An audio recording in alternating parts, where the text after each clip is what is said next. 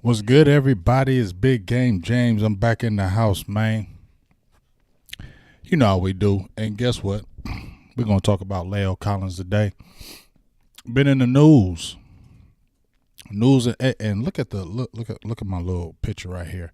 You got La'el Collins in the front. Who's in the back, though? See that Terrence Steele in the back? You see that Terrence Steele in the back? He was waiting, watching, and lurking. And this is no hate on Terrence Steele, so I'm not Terrence Steele. I said Terrence Steele. This is no hate on Terrence Steele, no hate on La'el Collins. But out there in reports that Cowboys are trying to look to trade La'el Collins, possibly, and they believe Terrence Steele could be the starting right tackle. We saw that this past season. We saw when La'el Collins was out after that first game against Tampa Bay, I think Dallas was averaging like 183 yards a game rushing. That was one of the best rushing offenses in the league when Terrence Steele was there. When it was Terrence Steele, Zach Martin, Tyler Biadasz, Connor Williams, and Tyron Smith. It was one of the best rushing offenses in the league. Collins comes back, Terrence Steele, they hated on him. They switched him to left tackle, which he's a natural right tackle, which I appreciate Dallas for saying he's a natural right tackle. They put him at the left for the swing because Tyron Smith gets hurt. You feel me? And if you're going to put anybody there, well, let's put Terrence Steele because we know if he struggles, but at least we know he's going to go hard. He's going to try hard. That dude has been like that for day one. And shout out to myself and Boss Cowboys on this one because when Terrence Steele came out in the draft, he was undrafted. But me and Boss Cowboys, we were talking on a show one day, and it was like about a few years ago, and he played in the Senior Bowl, and Bradley and I was killing him. And we both said, hey, this is tackle on the team named Terrence Steele. And he ain't a Chaz Green. He's got those measurables. Yes, he was undrafted. He played at Texas Tech, got beat up a little bit in the Senior Bowl, but Boss was like, I like him. I was like, you know what? I feel you. I don't know what he's going to do, but we both had the feeling of he could do something. Obviously, we saw he was getting his butt whipped his rookie year, and I was on his Taz. But guess what? And at the beginning of the year, he was struggling in the preseason. I said, man, dog, what's up with Terrence Steele? But Terrence Steele shut my mouth. Thank you, Terrence Steele, for making me shut the F up. STFU. That's what he told me to do. And that's what I did. Well, enough of me talking about this. Let's go over here and see. I'm going to compare the players. Let's go over here. Give me 1 second. I'm going to pull this up. Here we go. No, don't want to show that. I don't want to show that yet. I want to show this. What I want to show. Yeah, that's what I want to show. All right, so I'm going to show both of these players. This is La'el Collins, and this is per Pro Football Focus because you're not going to have all the stats because he's an offensive lineman. But these are his offensive snaps. Obviously, he didn't play all the games that Terrence Steele did, but these are his offensive snaps. 671 snaps, 8 penalties. Gave up 2 sacks, right? Let's scroll down. He had a great grade, well, pretty good grade considering. 82 overall, run blocking 89.8. But PFF, they be on the weird grading, so it is what it is. I ain't hating. Pass blocking 76.2. Offensive snaps played 671, obviously because suspension he was out all those games. Pass blocking 554 snaps, run blocking 217, penalties 8, sacks allowed 2, hits 0, total pressure 17. Right? These are all at right tackle. Okay? So we're looking at him, and when you watch, here's my thing about La'el Collins before I switch to Terrence Steele. La'el Collins got too big, okay? He got too big up top. I don't care what nobody tell me. Yes, he had to be juicing because I've been around athletes, and when you get super big up top and you small down low, bro, you juicing. And not hating, but you know what? It is what it is. You came in undrafted because of the incident. Had nothing to do with you. You know what I mean? And you played your butt off, went to the left guard. And how you got at left guard, I'm going to keep it real. They played the favoritism like they always do. You was low-key a favorite son because they was like, we just got this dude undrafted. He was like a first, second-round pick at the least. And we got him for undrafted because of the thing that happened. So you got him to a nice contract, and you played Ron Leary. I don't care what you told me. You played Ron Leary because Ron Leary was still bossing and dogging. But y'all wanted to put La'el Collins so hard in there, and so y'all froze. Ron Leary, he knew it. We all saw it, and y'all got La'el Collins in the lineup 2015, and he had his best season. He didn't give up no sacks. I think he had like 22 pressures. His best season as a pro was left guard, right? Okay, you moved him to right tackle. I think Doug Free retired out of nowhere. You moved him to right tackle. You threw Connor Williams at left guard, and we saw what it is. Best season was 2019. Everybody said you had a Pro Bowl type year. Balling, dogging. He was playing some dogs on that right end. Khalil Mack, you was starting out. There was a lot of guys. I ain't even pulling up that season, but you played a lot of dogs on that 2019 season. Had a pretty good season. So everybody was feeling good. Came in 2020 tripping. None of my business, but you didn't come in shape. Came in out of shape. COVID year, came out of shape. I don't know if you got fat off the contract. I don't know. Then you had the hip surgery. Missed the whole season. Hurt the team. Then you came in with the PED. Suspended 5, 6. I can't remember the games, but you got suspended.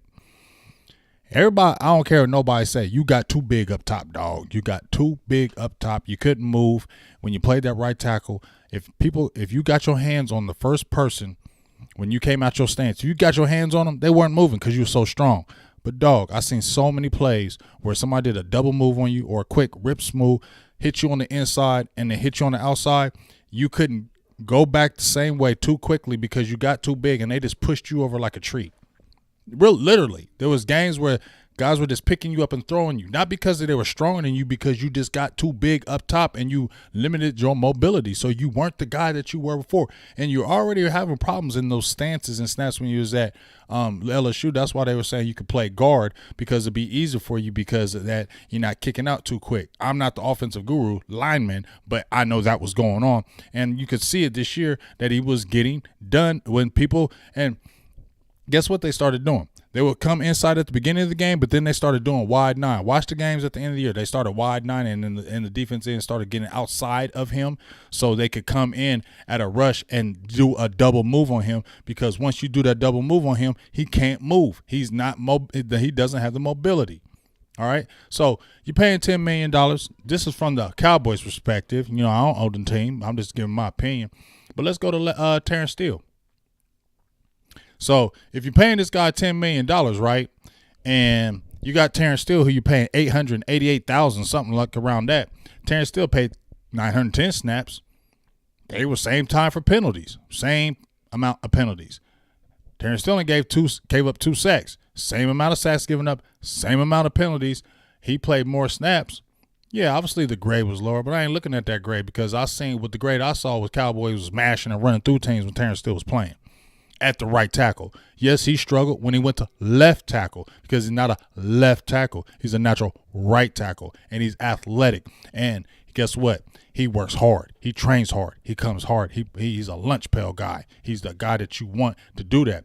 He's a guy that you, say, I may want to invest in that because he doesn't take no plays off. He doesn't, get fat on the loins. Sorry, that's just how I feel. He's not getting fat on the contracts. You know what I'm saying? He's coming hard and putting in the work every day. So it was a disservice to him after all that hard work he put in, and the offense was banging when he was in. He stepped up and made an improvement to throw La'el Collins back in that starting lineup, and that offense was not the same when you made the switch. And it's the truth, and we all know it. The offense was totally different when you took Terrence Steele out the game, and when they were saying, oh, the offense fell off when you started moving Connor Williams. Yeah, it fell off a little bit, but nobody talked about when they removed Terrence Steele and they put La'el Collins in there, that offense struggled too.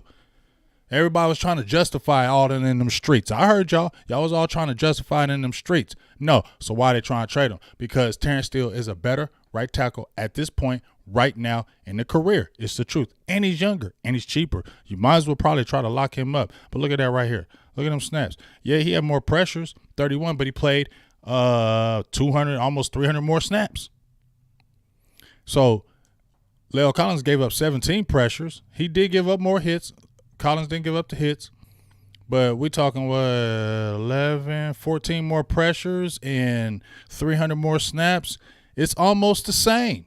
So if it's pretty much the same player that you're looking at, but there's more a higher upside because this dude is a little more athletic and he's not top heavy like La'el Collins, it makes more sense. And let's go right here. It makes more sense when I look at the La'el Collins contract. You know what I'm saying? When I look at it, they got the potential out. It's right here. And that's why they're trying to get some trade value from him. Because if you cut him now, you're only getting 1,300. $1 million, 1.3 mil. If you just cut him now. But if you go ahead and do that trade, you see that trade right there? 10 million. And teams will always want an offensive lineman. And he's 28? And he said teams are already interested. Teams are going to be interested. Hey, I hope they are. I'm sorry. I'm with Terrence Steele. Don't fall in love with the player. And this one player I ain't fall in love, especially when you weren't that guy no more. You was the guy. I was surprised when you got your big deal. I'm going to keep it real. When they signed him to the big deal, I was surprised. I thought he was going to be gone. I thought La'el Collins was going to be gone. And I think he surprised a lot of people when Dallas signed La'el Collins. For real, for real. You know what I'm saying? So I was surprised they even signed you to this deal. But you had the good year, then you're tripping. So guess what? And this is in life and in business and anything. If you're getting fat on what you're doing and taking your position for granted or taking yourself for granted, there's always somebody behind you hungry. There's always somebody behind you hungry, one that maybe more than you. So I'm not saying this is the case, but this is just from my perspective. Maybe you got a little too fat and what you was feeling. Maybe you're smelling yourself. Maybe you're feeling like you was untouchable and nobody could touch you. Well, now it's real. And I think they can get some picks for him. Get a pick for him. I'm cool. Basically, my last thought on this is I'm cool. Get something for La'el Collins. If you can get some draft picks for him, some draft capital, do it. Terrence Steele is a guy on the up and up. He's 24 years old. He's coming hard to work. You can sign him for a cheaper deal. Maybe sign him now. He's getting paid $880,000. La'el Collins getting paid $10. If I can trade him and get draft picks and build up my team, you got Josh Ball on the opposite side. You got Farino. You can draft a couple guys on the offensive line and keep it pushing. I feel like this is a kind of rebuild mode on the offensive line as a whole anyway. Zach Martin's 31. Tyron Smith is like 30, 31. If you get rid of Collins, it's a whole full-blown rebuild mode. It is what it is, but I'm cool. But at the end of the day, if they're trying to trade La'el Collins to get picks for him and put Terrence Steele at the right tackle, one last time, I'm with it. All the way with it. All right? So that's just my 2 cents on it. Big Game James, man. Check out the video. Give it a like, subscribe. Hit me on the Facebook. Give me a follow over there. We almost at 20K. Let's get it, man. We at, you know what I'm saying? We're banging out that 12K. We want to get about 15 before we start the season. Let's go hard in the